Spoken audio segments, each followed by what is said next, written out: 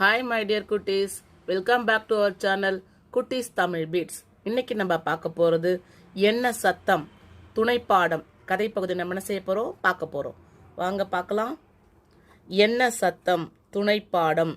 அன்று ஞாயிற்றுக்கிழமை, பள்ளிக்கு விடுமுறை என்பதால் செழியன் தன் பாட்டியுடன் ஆடுகளை மேய்ச்சலுக்கு ஓட்டிச் சென்றான். அன்னைக்கு ஒரு நாள் சண்டேவாக இருந்தது. பள்ளி ஸ்கூல் லீவாக இருந்ததால் சரி என்ன பண்ணான், அவனோட பாட்டி எப்போவுமே காட்டுக்கிட்ட என்ன செய்வாங்க, மாடுகளை மேய்ச்சிட்டு போவாங்க. பாட்டியோட துணைக்கு அவனும் ஆடுகளெல்லாம் மேய்ச்சிக்கிட்டு அவனும் போகிறான். ஆடுகள் காட்டின் ஓரத்தில் மேய்ந்து கொண்டிருந்தன. செழியன் ஒரு மரத்தடியில் அமர்ந்து காட்டின் அழகை ரசித்து கொண்டிருந்தான். அந்த மரத்தின் மேலிருந்த குரங்குகளின் அலப்பும் அலப்பறை ஓசை அவனுக்கு எரிச்சலாக இருந்தது. ஆடுகளை என்ன பண்ணா, காட்டின் ஒருத்தர் பில்லு நிறைய இருக்கிற இடத்துல என்ன பண்ணா, மேய விட்டுட்டு என்ன பண்ணா, மரத்தடியில் அமர்ந்து காட்டோட அழகெல்லாம் பசுமையாக இருக்கிறது, மரங்கள் மேலே பறவைகள் சத்தம் போடுறது எல்லாத்தையும் என்ன பண்ணாவன் ரசிச்சுட்டு இருந்தான். அப்போ அந்த மரத்தின் மேல் இருந்த குரங்கள் என்ன பண்ணதான், அலப்புற சத்தம், சும்மா குரங்கு சத்தம் போடுற சத்தம், அதை என்ன சொல்லுவாங்க, அலப்பறை ஓசை சொல்லுவாங்க. அவனுக்கு ரொம்ப எரிச்சலாக இருந்துதான். அதனால் அவன் வேறு ஒரு மரத்தடிக்கு சென்று அமர்ந்தான். அங்கிருந்த மரங்களில் அணில்கள் ஓடி பிடித்து விளையாடின. அம்மரத்தில் இருந்த குயில் ஒன்று குக்கு குக்கு என கூவியது. குயிலின் ஓசை செழியனின் செவிக்கு இனிமையாக இருந்தது. அப்படியே படுத்து சிறிது நேரம் ஓய்வெடுத்தான். திடீரென ஆடுகள் மே மே என கத்தும் சத்தம் கேட்கவே செழியன் பதற்றத்துடன் எழுந்து என்னவென்று கவனித்தான். அருகில் பச்சை புதர் அருகே நரி ஒன்று ஆடுகளை கொன்று தின்ன நேரம் பார்த்து கொண்டிருப்பதை கண்டான். உடனே ஒரு குச்சியை வளைத்து வில்லாக்கி நரியை நோக்கி அம்பு எய்தினான். அம்பு பட்டு காயமடைந்த நரி ஊளையிட்டு கொண்டே ஓடிவிட்டது. அந்த குரங்கோட சத்தம் எரிச்சலாக இருந்தாலும் என்ன பண்ணாவன், அந்த மரத்தடியை விட்டுட்டு வேற மரத்தடிக்கு போய் உட்காந்து என்ன பண்ணுறான், அங்கே பார்த்துட்டு இருக்கான். அங்கே மரங்கள் என்ன பண்ணுது, அணில்கள் ஓடி பிடிச்சு விளையாடிட்டு இருக்கு. அங்கே இருந்த குயில் ஒன்று என்ன பண்ணுது, குக்கூ குக்கூ என அழகாக கூவுது. அந்த குயிலோட ஓசை செழியன் செவிக்கு ரொம்ப இனிமையாக இருந்துதான். அப்படியே படுத்து செதுனா என்ன பண்ணனா, ஓய்வு எடுத்துட்டு இருந்தானா.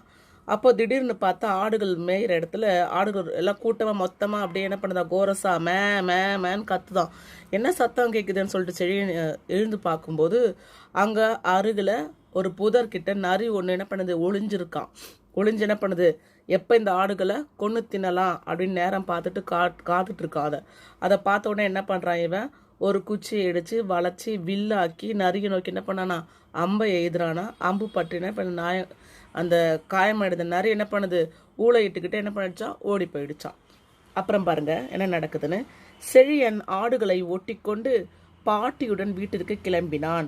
தூரத்தில் எங்கோ சிங்கம் முழங்கும் சத்தம் கேட்டது. அந்த சத்தத்தை கேட்டவுடன் காடே பரபரப்பாகிவிட்டது.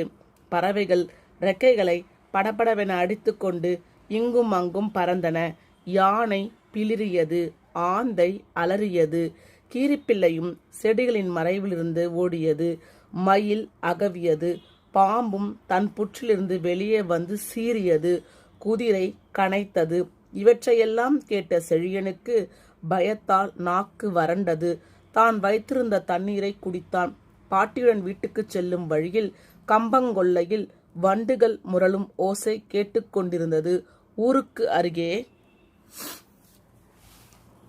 வந்த பிறகுதான் செழியனுக்கு பயம் சற்று குறைந்தது. செழியன் தன்னுடைய வீட்டிற்குள் நுழைந்ததுமே அவனை கண்ட மகிழ்ச்சியில் தொழுவத்தில் இருந்த பசு கத்தியது. செழியன் ஆடுகளை ஆட்டுப்பட்டியில் விட்டு தன் அம்மாவிடம் சென்று காட்டில் தான் கண்ட நரியை பற்றியும் சிங்கம் யானை இவற்றின் சத்தத்தை பற்றியும் மிகுந்த பரபரப்போடு கூறினான்.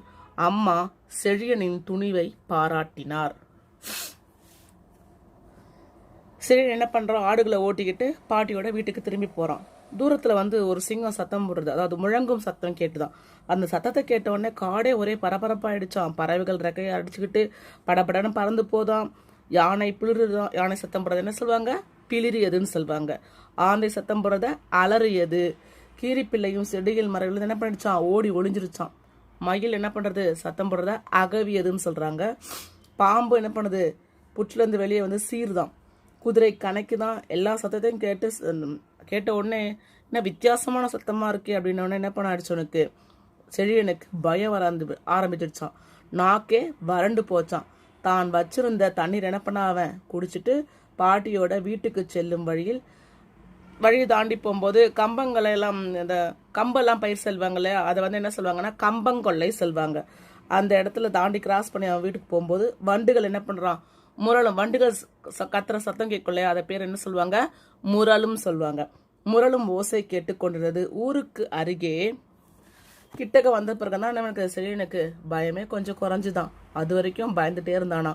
வீட்டுக்குள்ள நுழைஞ்சதுமே அவனை கண்ட மகிழ்ச்சியில அவங்க மாட்டு தொழுவத்துல பசு இருக்குல்ல, அது அவனோட ஆள் வந்துட்டாங்க. என்ன பண்ணதான் அது சத்தம் போட்டு சந்தோஷமா கத்துதான். செழியன் என்ன பண்ணா, ஆடுகள் எல்லாம் ஆட்டுப்பட்டியில, ஆடுகளை கட்டி போடுற இடத்துக்கு பேர் என்னது, ஆட்டுப்பட்டியில விட்டுட்டு அம்மா கிட்ட போய் காட்டுல என்னெல்லாம் பார்த்தான், என்னென்ன சத்தத்தெல்லாம் கேட்டான், யானை எப்படி சத்தம் போடுது அப்படின்னு எல்லாத்த பத்தி என்ன சொன்னான், சொல்லிக்கிட்டே இருந்தானா. அம்மா வந்து என்ன பண்ணாங்க, செழியனோட துணிவு தைரியத்தை ரொம்ப ரொம்ப பாராட்டிக்கிட்டே இருந்தாங்களாம். அடுத்தது பாருங்க. வாழை தோட்டத்தில் இருந்த தண்ணீர் தொட்டியில் செழியன் குளித்து விட்டு வந்தான். அம்மா கொடுத்த முறுக்கை தின்றான். அப்போது தங்கை பூவிழி பால் பருகி கொண்டிருந்தாள். வாழை தோட்டத்துல தண்ணீர் போறதுக்கு தொட்டியில என்ன பண்ணிருப்பாங்க, தண்ணீர் பிடிச்சி வச்சிருப்பாங்க. அந்த தொட்டியில போய் என்ன பண்ணா, குளிச்சுட்டு வந்தானா. அம்மா சாப்பிட்றதுக்கு ஸ்நாக்ஸ் மாதிரி முறுக்கு கொடுக்குறாங்க, அதை சாப்பிட்றானா. சாப்பிட்டுட்டு தங்க வந்து என்ன பண்றா, பூவிழி தங்கச்சி இல்லையா, குட்டி பொண்ணு இல்லையா, அவன் என்ன பண்றான், பால் பருகி கொண்டிருந்தாள். சிறிது நேரத்துக்கு பிறகு செழியனையும் பூவிழியையும் பாட்டியையும் சாப்பிட வாருங்கள் என்று அம்மா அழைத்தார். அம்மாவின் குரலை கேட்டதும் இருவரும் சென்று கொடுத்த உணவை உண்டனர். கொஞ்ச நேரம் அப்படியே உட்காந்துட்டு இருக்கான். அப்புறமா என்ன பண்றாங்க, செழியனையும் பூவிழியும் என்ன பண்றாங்க, பாட்டியும் சாப்பிடுவாங்க அப்படின்னு அம்மா கூப்பிடுறாங்க. அம்மாவோட குரலை கேட்டதும் ரெண்டு பேரும் உள்ள போய் அம்மா கொடுத்த உணவை சாப்பிட்றாங்க. அப்புறம் பாருங்க. பின்னர் தூங்க போகும் முன் பாட்டி கதை கூறினார். கதை சொல்றாங்க. தூங்கும்போது பாட்டி என்ன சொல்றாங்க, கதை செய்யறாங்க. கதை சொல்லும் போது உங்களுக்குலாம் சொல்றாங்களா, அந்த மாதிரி அவங்க பாட்டி என்ன செய்யறாங்க, அவனுக்கு கதை சொல்றாங்க. இருவரும் கதையை ஆர்வமாக கேட்டுக்கொண்டிருந்தனர். எலியும் எலி குஞ்சும் கீச் கீச் என்று சத்தமிட்டன. கதை கேட்கும்போது எலியும் அதனோட குட்டிகளும் எப்படி பண்றாங்க, கீச் கீச்சு சத்தம் போட்டதை கேட்கிறாங்கன்னா. எலியின் இந்த சத்தம் பாட்டியின் கதைக்கு பின்னணி சேர்ப்பது போல், அதாவது பேக்ரவுண்ட் மியூசிக் கொடுக்கறது போல இருந்தது.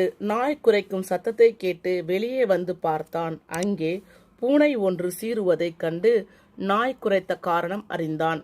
நாய் சும்மா ஓயாம குறைச்சிட்டே இருந்தான். என்னதான் சத்தம் வெளியே வந்து பார்த்தா அங்க ஒரு பூனை பண்ணிட்டு இருக்க, சீரிட்டு இருக்கான். அதை பார்த்து நாய் என்ன பண்ணதான், குறைச்சிட்டு இருக்கான். அதை சத்தத்தை அவன் கேட்கிறான்.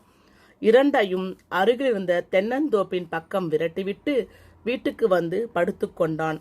பாட்டியும் தங்கையும் முன்பே தூங்கிவிட்டனர். ரெண்டு பேரும் என்ன பண்ணா, பிரிச்சு நாயையும் பூனையும் அந்த பக்கம் போன் விரட்டி விட்டுட்டு தென்னந்தோப்பு பக்கம் விரட்டி விட்டுட்டு வீட்டுக்கு வந்து படுக்கிறானா. அந்த நேரத்துல பாட்டியும் தங்கையும் என்ன பண்ணிருந்தாங்க, தூங்கிட்டு இருந்தாங்களாம். கொய்யா தோப்பில் இருந்த மரத்தின் மேலிருந்து கொக்கரக்கோ கொக்கரக்கோ என சேவல் ஒன்று கூவும் ஓசை கேட்டு கண் விழித்தான் செழியன். கொய்யா தோப்பு, நிறைய கொய்யா செடிகள் மரங்கள்லாம் இருக்குல்ல, அதை என்ன சொல்லுவாங்க, கொய்யா தோப்புன்னு சொல்லுவாங்க. அங்க மரத்துல இருந்து என்ன பண்ணுது, கொக்கரக்கோ கொக்கரக்கோன்னு என்ன பண்ணுது, சேவல் ஒன்று கூவுது. அந்த சத்தத்தை கேட்டு என்ன பண்றான், முழி போறான். எப்ப கூவும் சேவல், விடிய நேரத்துல கூவும் இல்லையா, அதை கேட்டு என்ன பண்றான், விடிஞ்சிருச்சுன்னு சொல்லிட்டு அவன் முழிக்கிறான். காக்கா என காகமும் தன் பங்கிற்கு கரைந்தது. காக்கா என்ன பண்ணுது, காக்கான்னு கரைதான். செழியன் உற்சாகமாக துள்ளி எழுந்து அன்றைய நாளின் கடமைகளை மகிழ்ச்சியாக செய்ய ஆரம்பித்தான். தன் அனுபவங்களை தன் நண்பர்களோடு பகிரப்போகும் ஆவலுடன் பள்ளிக்கு கிளம்பி சென்றான். அவனுக்கு ஒரே சந்தோஷம்.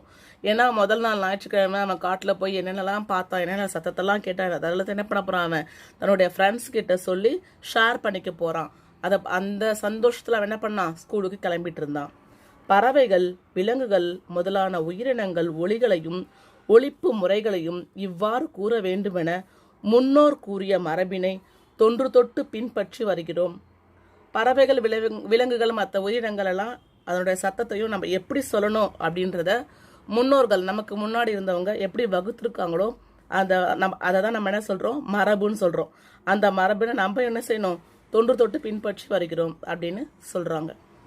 ஓகே குட்டீஸ், இந்த வீடியோ உங்களுக்கு பிடிச்சிருந்தா லைக் பண்ணுங்க, ஷேர் பண்ணுங்க, கமெண்ட் பண்ணுங்க, மறக்காம நம்ம சேனலை சப்ஸ்கிரைப் பண்ணுங்க. நெக்ஸ்ட் வீடியோல பார்க்கலாம். தேங்க்யூ குட்டீஸ்.